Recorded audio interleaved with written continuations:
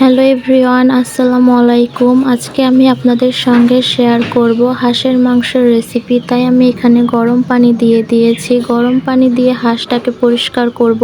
আর গরম পানি দিয়ে হাঁসটাকে পরিষ্কার করলে অনেক তাড়াতাড়ি পরিষ্কার করা যায়। আর এখানে আমি হাঁসের মাংস কুটে ধুয়ে রেখেছি।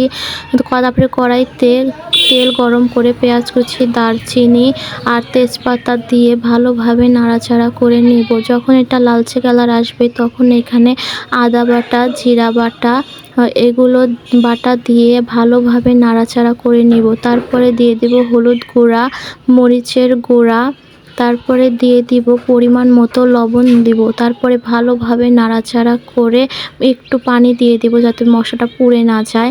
পুড়ে গেলে আর এটা ভালো লাগবে না খেতে। তারপরে কষানো মশলার মধ্যে আমি মাংসটাকে দিয়ে দিব, ভালো করে নাড়াচাড়া করে নেব।